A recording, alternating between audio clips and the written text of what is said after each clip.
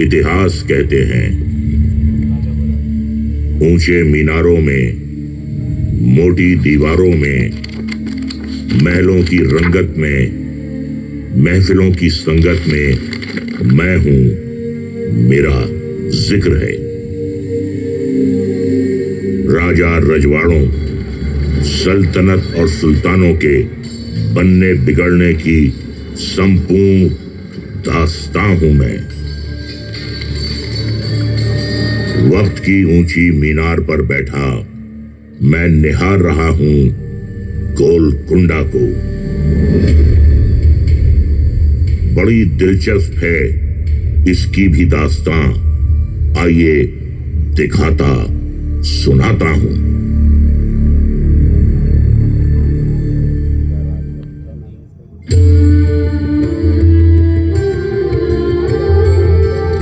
गोलकोंडा नाम दिलचस्प है और इतिहास तो और भी ज्यादा।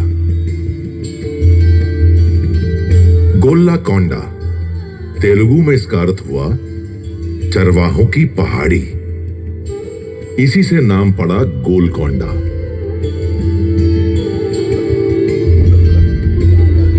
पास में एक पुरानी बस्ती थी, नाम था मंगलावरम। उसी से सटी एक विशाल पहाड़ी और उस पर बना ये किला गोलकोंडा। मध्यकाल में बना ये किला तब दक्कन के सबसे मजबूत किलों में से एक था, जिसने दक्कन की राजनीति में बेहद ही महत्वपूर्ण भूमिका निभाई।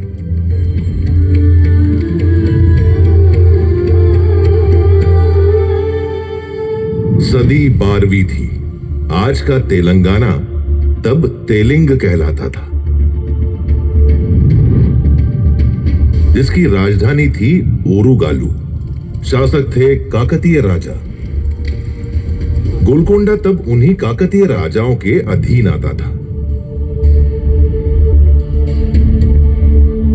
काकतीय यहां के मूल हिंदू शासक थे और अपने समय में बेहद शक्तिशाली थे।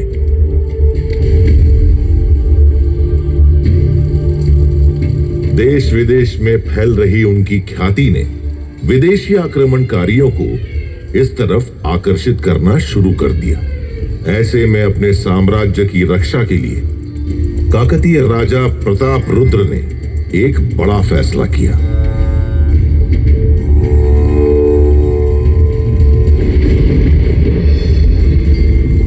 मैं काकतीय नरेश प्रताप रुद्र गोलकुंडा दुर्ग को और सुदृढ़ करने का आदेश देता हूं। ऐसा होने से ये दुर्ग देवगिरी की ओर से होने वाले आक्रमणों से निसंदेह हमारी रक्षा करेगा और शत्रु को मुंह तोड़ प्रत्युत्तर देने में हम अत्यधिक सक्षम होंगे।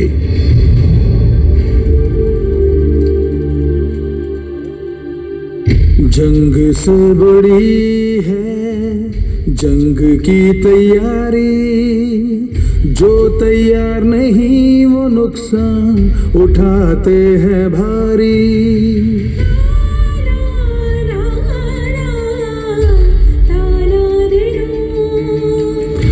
जंग से बड़ी है जंग की तैयारी, एकजुट रहेंगे तो पड़ेंगे हम भारी। दुश्मनों के आने की आहट हवा में थी, ओरिगाथू की शान पनाहों में थी। राजा ने किया एक फरमान जारी, गोलकोंडा बनेगा और दुर्गम और भारी।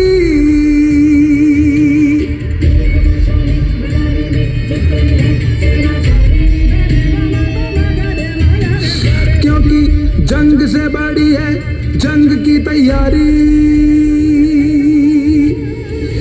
जंग से बड़ी है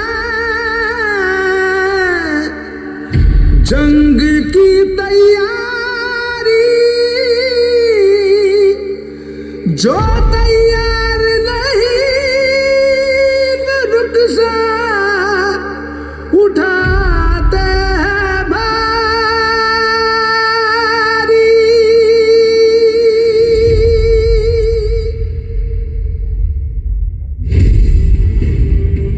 काकतीय राजाओं ने संपूर्ण पराक्रम और वीरता के साथ लड़ते हुए दशकों तक गोलकोंडा सहित वारंगल की रक्षा की। काकतीय साम्राज्य की समाप्ति के बाद मुसुनुरी प्रोलया नायक जैसे बहादुर स्थानीय शासकों ने भी पूरे पराक्रम से लड़ते हुए अपने राज्य से आक्रमणकारियों को खदेड़ दिया। लेकिन आखिरकार वारंगल के सुरक्षा चक्र में सेंध लग गई।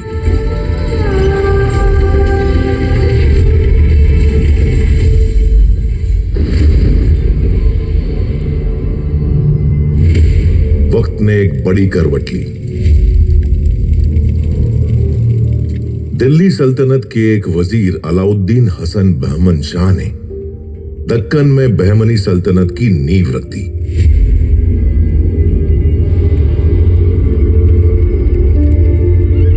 बहमन शाह वारंगल फतह करने का ख्वाब लेकर गोलकुंडा की ओर कूच कर गया। लेकिन उसका सामना हो गया वारंगल साम्राज्य के शासक प्रोलया नायक के उत्तराधिकारी मुसुनुरी कपया नायक से, जिन्होंने संपूर्ण शौर्य और साहस के साथ युद्ध करते हुए गोलकोंडा से आक्रमणकारियों को खदेड़ दिया और किले पर दोबारा कब्जा जमा लिया।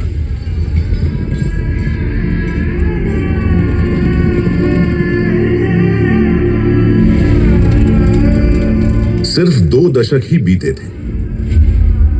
रेचलरा पद्मनायक राजा अनपोटा नायक ने बहमनी सेना की मदद से मुसुनुरी कपया नायक की हत्या कर दी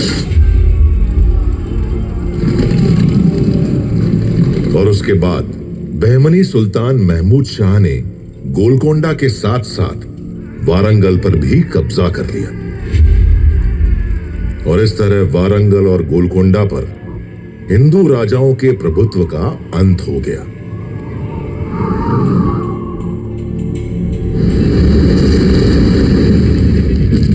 मैं इतिहास वक्त के इस मोड़ पर एक बड़े बदलाव की आहट को महसूस कर रहा हूं।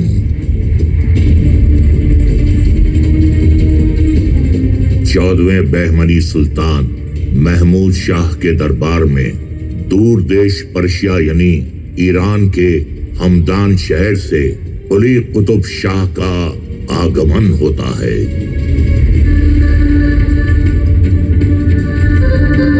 कुली कुतुब शाह बहमनी सल्तनत का अहम सूबेदार बन जाता है। काबिलियत ऐसी कि 7 साल में ही उसे वारंगल का कुतुब उल मुल्क यानी गवर्नर बना दिया जाता है। गोलकुंडा की जागीर सौंप दी जाती है।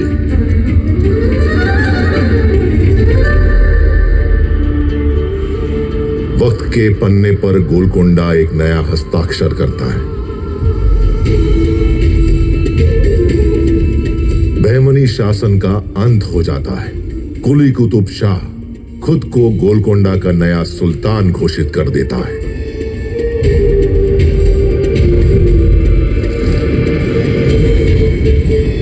मैं कुली कुतुब शाह खुद को सूबा तेलंगाना का सुल्तान घोषित करता हूं। सल्तनत अब से कुतुब शाही सल्तनत के नाम से जानी जाएगी। विलाय गोलकुंडा सल्तनत की दारुल हुकूमत होगी।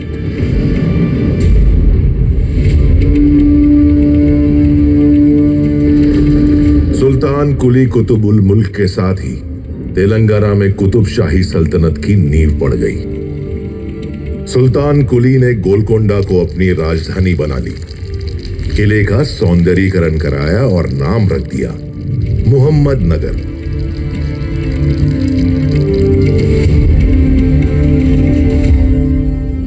कुतुबशाही सुल्तानों ने योजनाबद्ध तरीके से किले में कई महल, बाग, मस्जिद और सार्वजनिक उपयोग की कई इमारतें बनवाई।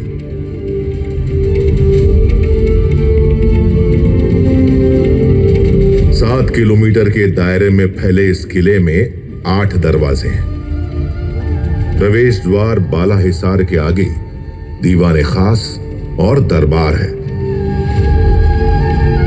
उसके बाद सुल्तान का निवास और रानी का महल है।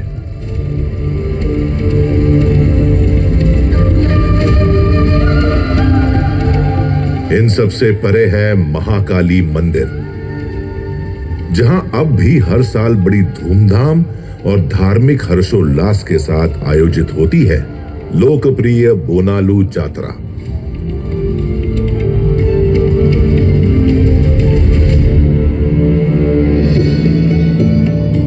सुल्तान कुली के बाद उनके तीसरे बेटे जमशेद कुली कुतुब शाह सुल्तान बन बैठे।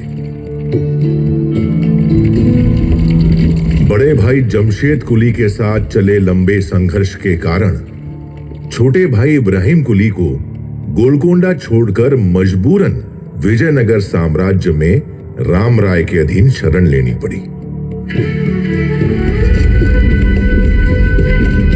शासन के 7 साल ही हुए थे कि जमशेद कुली की मौत हो गई। तब विजयनगर से वापस आकर इब्राहिम कुली ने खुद को गोलकोंडा का सुल्तान घोषित कर दिया। उन्हीं के शासन में एक झील का निर्माण हुआ। झील का नाम उनके दामाद प्रसिद्ध सूफी संत हुसैन शाह वली के नाम पर हुसैन सागर रखा गया। इब्राहिम कुली ने मूसी नदी से आगे गोलकोंडा का विस्तार करना शुरू किया। इस कार्य को पूरा किया उनके बेटे सुल्तान मोहम्मद कुली ने।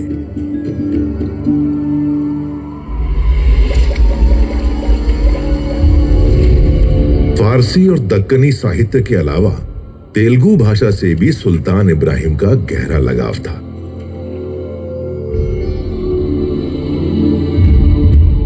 गोलकोंडा में तेलुगु शिक्षा को संरक्षण देने वाले वे पहले शासक थे। तेलुगु कवि अदंकी गंगाधर कवि, कंडुकूरी रुद्र कवि और कई दूसरे तेलुगु कवि अक्सर उनके दरबार में कविताएं पढ़ा करते थे। अदंकी गंगाधर कवि को तो उन्होंने अपना दरबारी कवि ही नियुक्त कर लिया था। तेलुगु साहित्य में सुल्तान इब्राहिम को मल्लिका भरम कहा गया। प्रसिद्ध तेलुगु साहित्यकार कंडुकुरी रुद्र कवि अपनी रचनाओं से लोगों की सामाजिक चेतना जगा रहे थे। यक्षगान को लोकगीत और नाट्य दोनों रूपों में लिखकर उन्होंने इतनी ख्याति हासिल कर ली कि सुल्तान इब्राहिम कुली खुद उनके मुख से सुनकर उसका आनंद उठाना चाहते थे।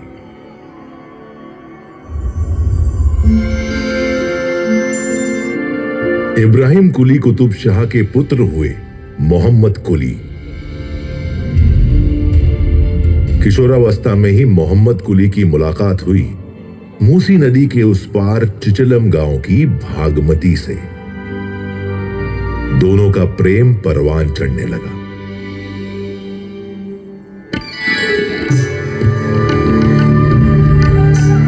वालिद इब्राहिम कुली ने ज्यादा सख्ती ना दिखाने में ही सल्तनत की भलाई समझी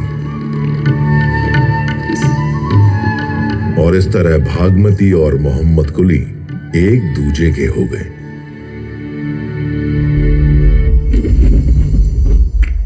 इब्राहिम कुली कुतुब शाह का इंतकाल हो गया।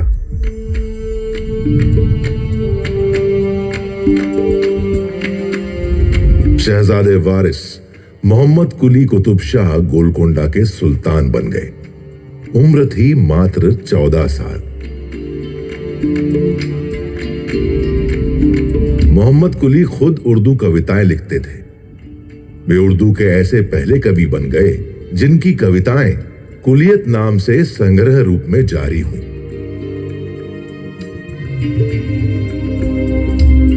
वास्तुकला की इस्फहानी शैली का प्रयोग करते हुए मोहम्मद कुली ने शहर हैदराबाद बसाया। ईस्वी सन 1591 में चार कमान प्लाजा के बीच विश्व प्रसिद्ध चार मीनार की तामीर करवाई। 11 सुंदर बाग लगवाए और शहर का नाम दिया भागनगर।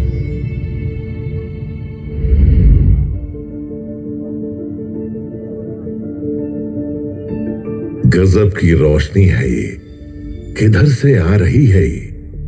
क्या कोई नूर का पर्वत धरती पर उतर आया है? हाँ, यही सच है। यह एक टुकड़ा अनमोल रत्न हीरा है।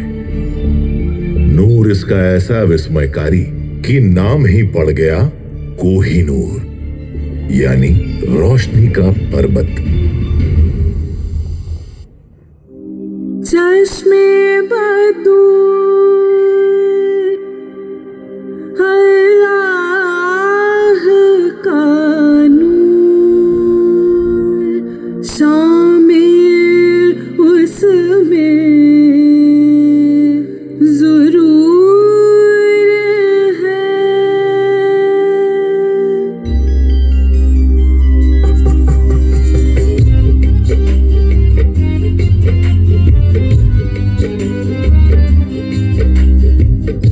चश्मे बदूर अल्लाह का नूर, शामिल उसमें ज़रूर है। इतना नायाब जैसे हो ख्वाब मिल जाए तो वो सुरूर है। सबसे अलग, सबसे जुदा, उस पे तो हर एक दिल है फिदा। दुनिया जहां जिस पे कुर्बान शाने हिंदुस्तान, कोहिनूर है।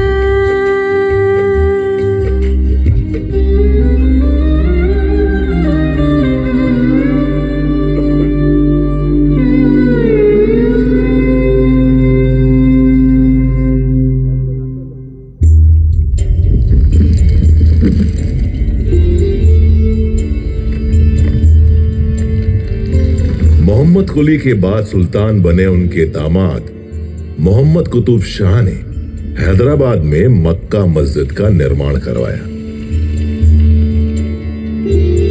मोहम्मद कुतुब शाह और उनकी पत्नी हयात बख्शी बेगम के बेटे सुल्तान अब्दुल्ला कुतुब शाह के राज में तेलुगु राज्य का विस्तार उत्तर में गंजम से लेकर दक्षिण में चेन्नई तक हो गया।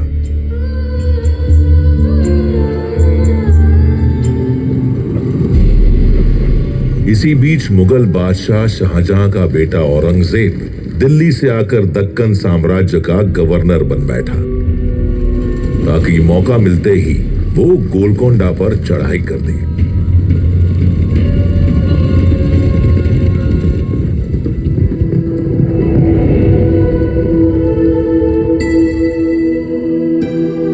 बल से हारे औरंगजेब ने छल का सहारा लिया।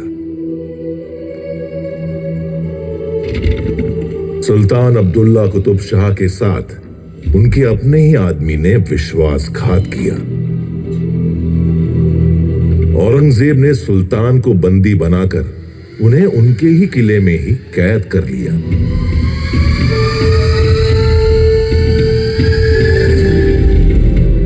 एक रणनीति के तहत अब्दुल्ला कुतुब शाह की मां हयात बख्शी बेगम ने औरंगजेब के सामने एक संधि का प्रस्ताव रखा।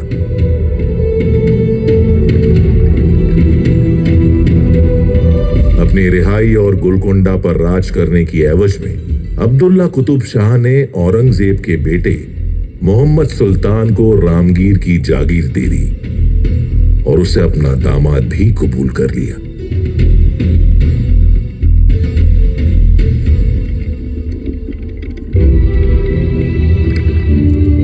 अब्दुल्ला कुतुब शाह के इंतकाल के बाद गोलकोंडा के नए सुल्तान के तौर पर तानाशाह के नाम से प्रसिद्ध उनके दामाद अबुल हसन की ताजपोशी हुई। अबुल हसन ने शासन के महत्वपूर्ण पदों पर काबिल और सक्षम हिंदू मंत्रियों की नियुक्ति की। उन्हीं में से 2 सगे ब्राह्मण बंधु थे, अक्कन्ना और मदन्ना।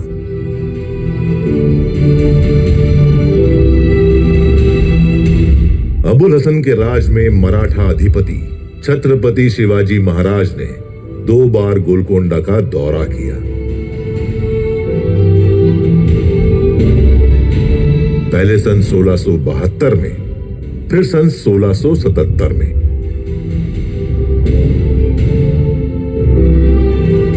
औरंगजेब की बदनीयती को भांपते हुए छत्रपति शिवाजी महाराज ने औरंगजेब के खिलाफ लड़ने में अबुल हसन की भरपूर मदद की।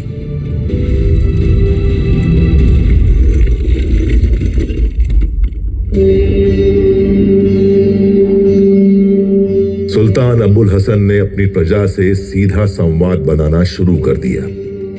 सुल्तान एक दिन जा पहुंचे कुचिपुड़ी गांव।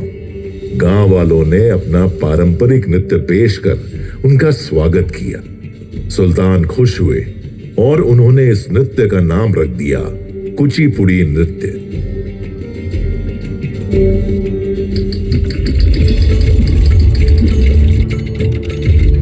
मदन्ना के भतीजे कनचरला गोपन्ना को भद्राचलम का तहसीलदार नियुक्त किया गया। भगवान श्री राम के अनन्य भक्त कनचरला गोपन्ना ने भद्राचलम में रामचंद्र मंदिर के जीर्णोद्धार में राजकीय खजाने की कुछ रकम खर्च कर दी। इस बात से खफा अबुल हसन तानाशाह ने उन्हें गोलकोंडा किले में कैद कर दिया। कहते हैं तब स्वयं भगवान श्री राम सुल्तान अबुल हसन के सपने में प्रकट हुए और उन्होंने चोरी की रकम के बराबर स्वर्ण मुद्राएं सुल्तान को देकर अपने भक्त कनचरला गोपन्ना को रिहा करा लिया।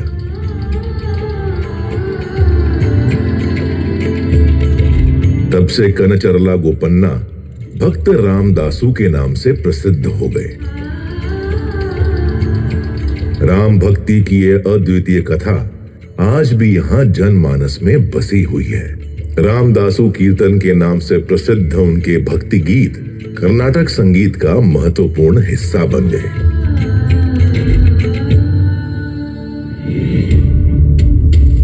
अबुल हसन तानाशाह मुगलों से लड़ने में बीजापुर की मदद कर रहा है और हिंदुओं को मंत्री बना रहा है। इन सब बातों को सुनकर मुगल बादशाह औरंगजेब आग बबूला हो गया। उसने अपने बेटे के नेतृत्व में मुगल सेना को गोलकोंडा रवाना कर दिया। 8 महीने के संघर्ष के बाद वो धोखे से किले में घुसने में कामयाब हो गया। गोलकोंडा का खजाना लूट लिया गया। हिंदू मंत्रियों मदन्ना और अक्कन्ना का सिर कलम कर दिया गया। इतना ही नहीं, अबुल हसन तानाशाह को दौलताबाद किले के काला महल में कैद कर दिया गया। जेल में ही उनकी मौत हो गई और इसी के साथ कुतुब शाही वंश का अंत हो गया। औरंगजेब ने असफ जाही को गोलकोंडा का सूबेदार बना दिया, जिसने आगे चलकर निजाम उल मुल्क के नाम से हैदराबाद में अपनी स्वतंत्र हुकूमत चलाई। कभी गर्व, गौरव और शानो शौकत की प्रतीक रही गोलकोंडा की दीवारें, मीनारें और इमारतें सदियों तक मुगल हुक्मरानों के दिए घावों को सहलाती रहीं, सिसकती रहीं। पर सच ये भी है कि वक्त बड़े से बड़े घावों को भर देता है। राजशाही का समय बीता, सदियां बीती, भारत आजाद हुआ। सितंबर 1948 में हैदराबाद और गोलकोंडा भी असफ जाही शासन से मुक्त हो गए। स्वतंत्र भारत की गणतांत्रिक शासन व्यवस्था ने एक बार फिर मौका दिया गोलकोंडा को मुस्कुराने का।